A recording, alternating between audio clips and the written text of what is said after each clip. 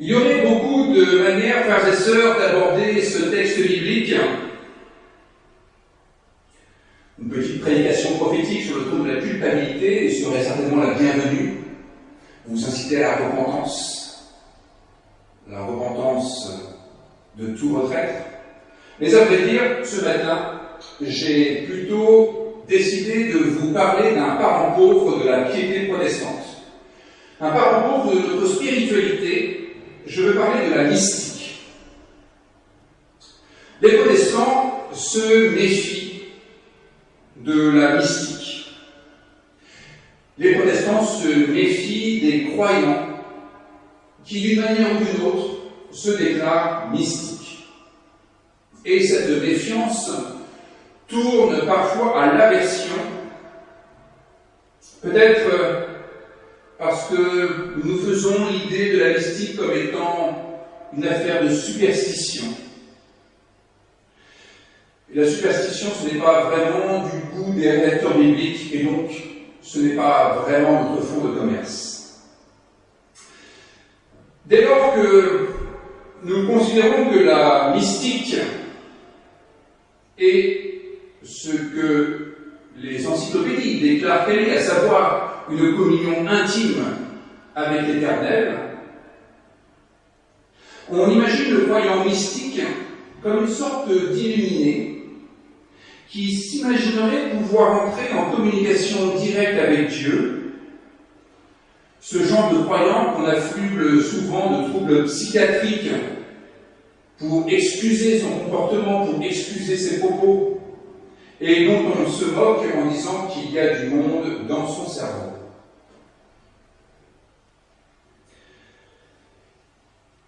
À bien y réfléchir, cette déconsidération des croyants qui se déclarent mystiques est d'autant plus paradoxale au protestantisme que le protestantisme s'enorgueillit d'avoir mis fin à tous les intermédiaires entre Dieu et les croyants, d'avoir cassé toutes les médiations, qu'il s'agisse de l'Église, des saints ou du clergé.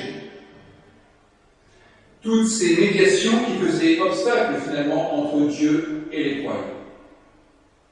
Et les protestants, à bon droit, se sont même targués d'être des tutoyeurs de Dieu. Mais ils considèrent, dans une large majorité, que la mystique, ce n'est pas vrai. Être tutoyeur de Dieu atteste non seulement d'une proximité, mais une véritable familiarité avec le divin. Et dans ces termes, cela n'a rien à jalouser à la mystique.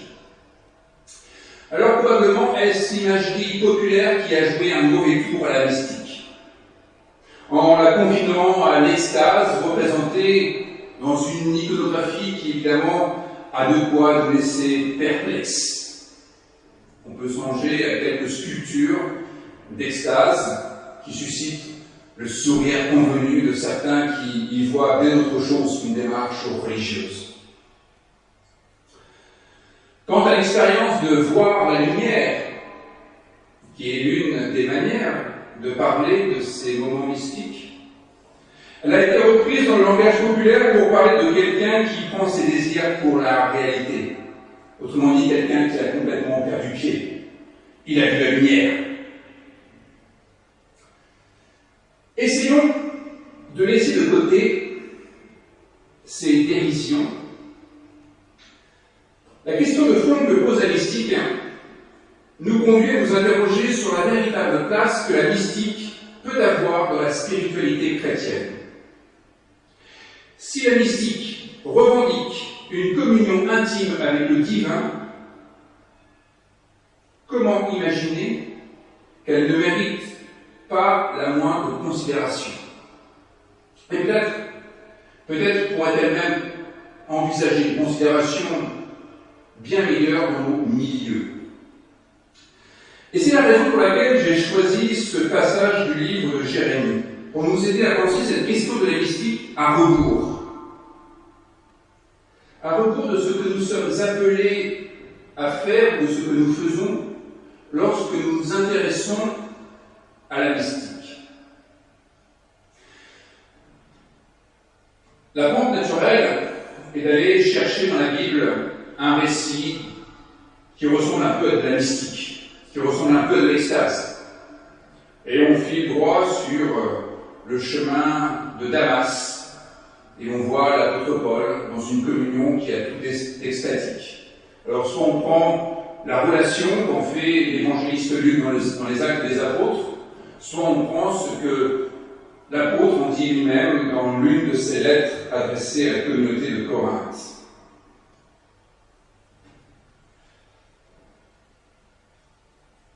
L'inconvénient, c'est que ces textes ne nous racontent que la forme.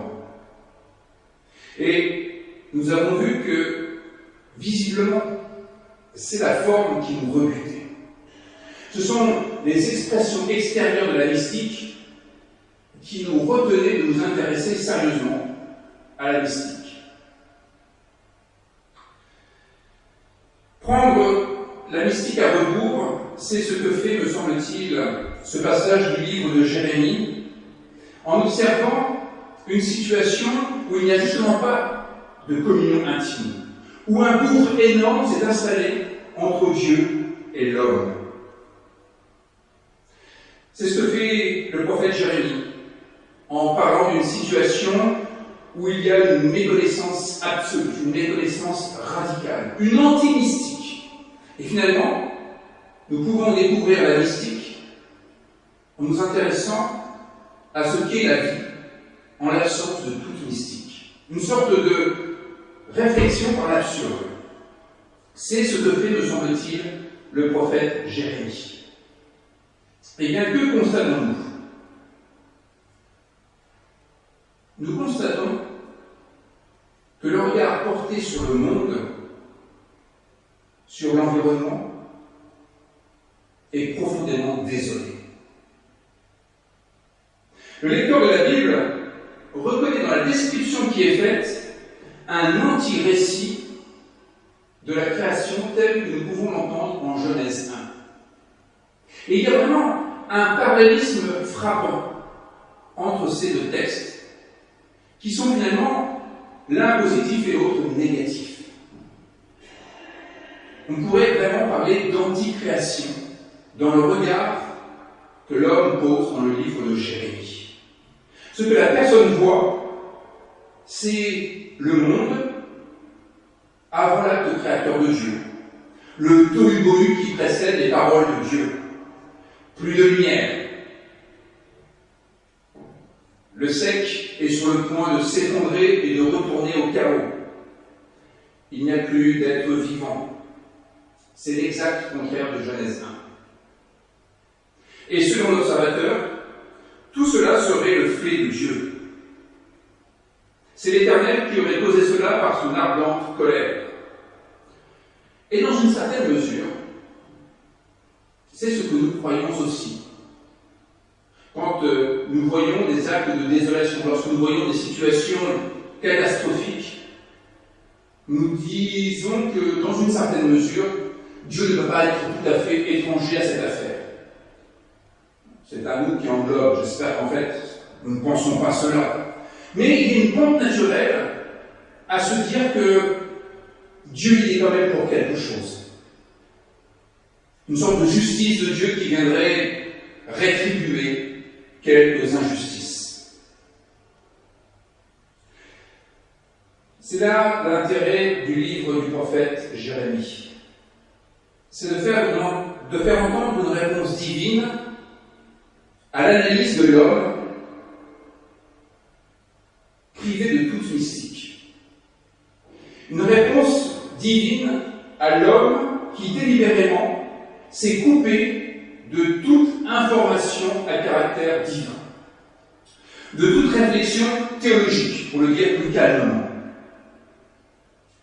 Eh bien, à cette description catastrophée répond l'oracle de l'Éternel qui stipule qu'il ne fait pas table rase, qu'il n'a pas changé d'avis, qu'il ne regrette pas sa création. Le problème, c'est la nature du regard qui est porté sur les événements.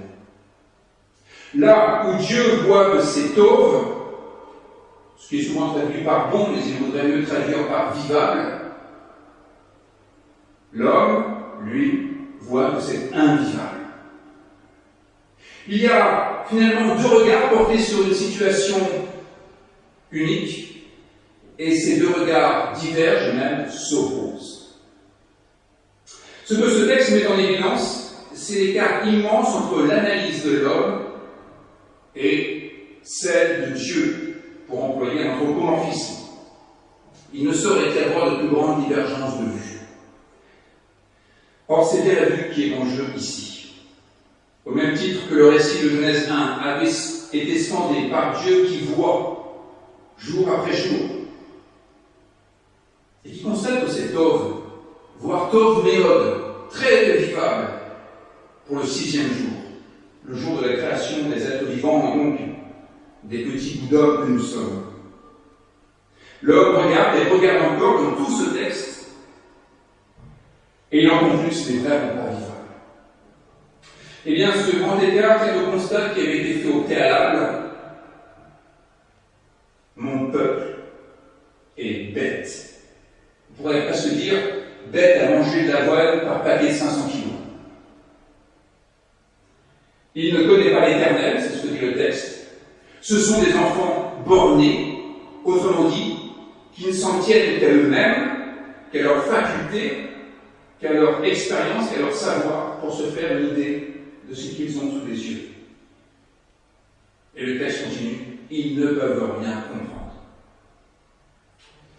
La désolation de l'être humain est la conséquence de la distance qui s'est installée entre une vision divine et la vision humaine. Et c'est frappant. C'est frappant parce que cela peut nous faire penser à tellement de situations que nous connaissons au quotidien. Deux personnes qui voient exactement la même chose et qui portent un avis diamétralement opposé. Et parfois pour de bonnes raisons. Songeons à un coucher de soleil. Certains, mus par un élan romantique, parce qu'ils ont auprès d'eux l'être aimé, ils verront une sorte d'extase, justement, une sorte de sommet de ce que peut offrir l'existence. Mais 3 mètres à côté, quelqu'un qui vient de perdre son conjoint, il verra le déclin de l'existence, n'y verra que désolation et malheur, tristesse. Deux personnes voient la même chose et ont une représentation diamétralement opposée de cette chose. Cela rejoint ce que disait un autre prophète, Ésaïe. Vos pensées ne sont pas mes pensées. Vos voix ne sont pas mes voix. Ce n'est pas pour accabler l'homme, c'est au contraire pour l'encourager à ne pas se contenter de ses pensées ou de ses voix. Ce n'est pas pour minimiser la capacité humaine ou notre dignité, ce n'est pas pour nous écraser sous notre finitude, c'est au contraire pour nous faire prendre conscience qu'il est tout à fait mortel de se contenter de ce qu'on a dans la tête. L'homme qui parle en Jérémie 4 n'a plus la hauteur de vue de l'Éternel. Et ce qu'il voit ici le terrifie. Et peut-être que ce qu'il voit, ce sont des massacres, c'est de l'exil, des injustices, des personnes qui ont faim, d'autres qui tournent en rond.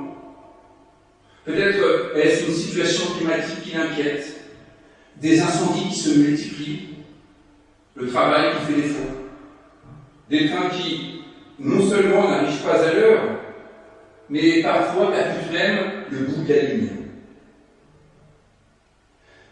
Tous ces faits existent. C'est incontestable. Et pris isolément, ils sont effectivement terribles. Chaque élément pris pour lui-même pourrait nous faire désespérer de l'histoire humaine.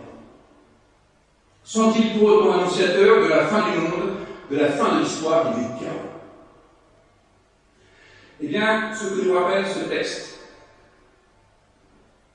c'est que ce ne sont pas tant les détails que la perspective dans laquelle on envisage ces détails qui est décisif.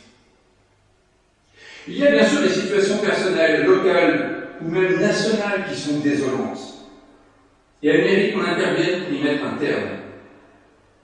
Mais une photographie est toujours insuffisante pour dire la vérité d'une situation qui doit être replacée dans son contexte. C'est à la condition de pouvoir remettre un événement dans son contexte que cet événement peut faire sens. Ainsi, nous pouvons constater qu'entre le début du XIXe siècle et aujourd'hui, l'extrême pauvreté dans le monde est passée de 80% à 11%. C'est quand même un mur. C'est encore malheureux et terriblement malheureux et insatisfaisant de manière absolue pour les 11% qui sont sous ce seuil d'extrême pauvreté. Mais en un peu plus d'un siècle, on est quand même passé de 80% à 11% dans le monde. L'analphabétisme a reculé partout. Il n'y a plus que quelques pays où il est encore supérieur à 50%. Mais ce n'est pas ce progrès-là qui intéresse les rédacteurs bibliques, qui ne fournissent jamais de statistiques pour appuyer leurs propos. On peut faire dire tellement de choses aux chiffres, et puis les chiffres sont fluctuants. Qui dit que l'année prochaine, nous ne retournerons pas à 80% de la population en dessous du seuil de pauvreté. Ce qui intéresse les rédacteurs bibliques, c'est la possibilité de porter un regard sur la vie qui ne soit justement pas pollué par des éléments qui ne sont que des variables, qui n'ont qu'un caractère éphémère, qui ne sont que des accidents, pour reprendre le vocabulaire philosophique. Accident au sens de temporaire. Ce qui intéresse les rédacteurs bibliques, c'est ce qui a un caractère inconditionné, ce qui ne dépend pas des fluctuations du marché, de la bonne humeur de quelques-uns ou des événements absurdes dont notre histoire est constellée. Ce qui est inconditionnel, c'est ce que la Bible désigne par l'Éternel, et plus nous avons foi en l'Éternel, plus nous sommes en phase avec ce qui est inconditionnel dans la vie, ce qui fait la véritable essence de notre humanité. Pour le dire peut-être avec une image qui n'est pas complètement satisfaisante, retrouver le roc de notre existence. Pas très satisfaisante, parce que le roc est fini, c'est mort, c'est statique. Notre existence, elle, est plutôt dynamique. Mais la question est bien ce qui ne fluctue pas, ce qui n'est pas dépendant de l'atmosphère, ce qui n'est pas dépendant des circonstances, ce qui a un caractère inconditionnel. Eh bien, voyez-vous, c'est précisément cela que la mystique chrétienne a cherché et a développé. L'art de s'attacher à ce qui a valeur d'inconditionné et de ne pas se laisser perturber par ce qui est accidentel, ce qui est transitoire. Le travail du mystique, c'est cela. La mystique, ce n'est pas s'abîmer dans des rituels à caractère religieux à longueur de journée. Ce n'est pas essayer de sortir de son enveloppe charnelle. Ce n'est pas avoir des plaies vives dans la paume des mains pour montrer qu'on en est bien et qui ne guérissent pas. Ce n'est pas se nourrir d'une hostie physique journalière. Ce n'est pas avoir des êtres surnaturels lors d'apparitions privées.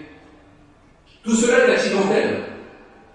Ce sont des manières de rendre compte de l'expérience fondamentale de la vie mystique qui consiste à se connecter à l'essentiel, à découvrir la vérité de l'être et à y adhérer de toute sa personne. La mystique, c'est en fait le travail que le protestantisme fait avec passion. Casser les idoles, chasser les faux dieux, chasser ce qui prend inutilement le pouvoir de notre quotidien. La vie mystique, effectivement, commence par un détachement. Mais ce n'est pas un détachement de soi ou du monde. Ce n'est pas s'enfuir dans un paradis parallèle, artificiel. La vie mystique commence par le détachement à l'égard de ce qui rabaisse notre vue, de ce qui la rend étroite. Vous savez, dans notre protestantisme, nous connaissions les frères étroits et les frères larges. Vous savez quelle est la différence entre les deux? Eh bien, il y a les frères étroits et les frères larges. Eh bien, c'est cela que le protestantisme récuse.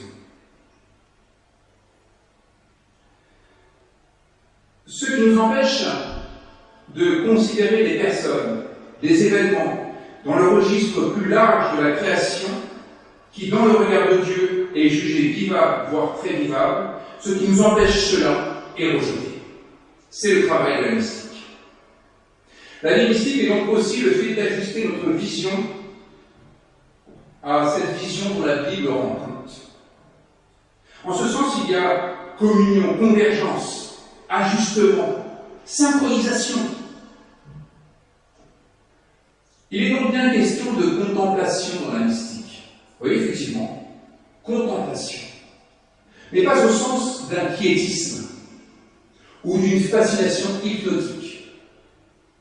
La contemplation est un acte de regard qui scrute et qui discerne la part de Dieu dans toute chose, dans tout événement, dans toute personne, y compris dans nous-mêmes, y compris pour reconnaître ce qui n'appartient pas à Dieu. Lorsque le mystique du XVIIe siècle, Angelus Silesius, écrira « Arrête, où cours-tu donc quand le ciel est en toi ?» Cela peut prêter à confusion et donner une image contraire de ce qu'est la mystique. Il ne s'agit pas de se ficher en terre dans la position du lotus, au prétexte qu'il est écrit « Arrête », ni d'essayer de trouver la particule physique de Dieu en nous, au prétexte qu'il est écrit « Le ciel est en toi ». Il s'agit de découvrir notre essence véritable, notre être profond, le fond du fond, pour reprendre Maître Eckhart, ou le fond sans fond plus exactement, ce qui nous caractérise indépendamment des tendances passagères, et de faire valoir cet aspect de notre personne qui dit mieux que toute autre chose ce que nous sommes. Arrête de courir après les chimères, arrête de courir après la gloriole, arrête de courir après les titres, arrête de courir après ce que ton frère ou ta sœur possèdent et que tu n'as pas. Ton identité se construit avec tes frères et sœurs. Mais c'est d'abord en soi qu'il s'agit de le découvrir. Nous le comprenons bien. La mystique n'a pas simplement une place en christianisme. La mystique est la voie chrétienne, si elle n'est pas réduite à ces modalités qui sont parfois un peu folkloriques. Mais après tout ce que nous vivons dans notre vie chrétienne pourrait être folklorisé et devenir dérisoire. Si nous retrouvons la profondeur de la mystique, alors nous découvrons que la mystique correspond profondément à la vocation chrétienne. C'est une voie par excellence du christianisme. Et c'est cette mystique qui fait des chrétiens des êtres optimistes. Là encore, le terme n'est pas vraiment bien choisi. Parce qu'il ne faudrait pas imaginer le chrétien comme un être optimiste parce qu'il se dirait « de toute façon, ça va s'arranger. De toute façon, ça ne va pas durer. De toute façon, tu vas aller mieux. Ça ne peut quand même pas s'aggraver à ce point-là. » Ça, ce serait de la superstition. Être chrétien, ce n'est pas croire que tout s'arrangera de la meilleure manière sans que nous n'ayons rien à faire. Être chrétien, c'est voir justement tout ce qu'il y a à faire, tout ce qui est possible. Et c'est dans ce sens que le chrétien est sinon optimiste, du moins joyeux. Parce qu'il voit les possibilités d'existence, il voit les marges de manœuvre, il voit que nous n'avons pas simplement à subir ce qui nous arrive, mais que nous pouvons intervenir, réagir, qu'il y a de la place pour faire valoir nos talents. Le chrétien peut être considéré par optimiste si cela est une façon de ne pas être pessimiste. Mais qu'a-t-il donc de particulier ce chrétien? Eh bien, c'est qu'il est informé par ce regard construit par les textes bibliques, ce regard divin, qui lui permet de voir les occasions de se réjouir, les occasions de forger son bonheur, les occasions de mener à bien des projets qui rendront sa vie plus belle, plus intéressante, et celle des autres avec. Pour reprendre les mots d'une autre mystique, Elysium,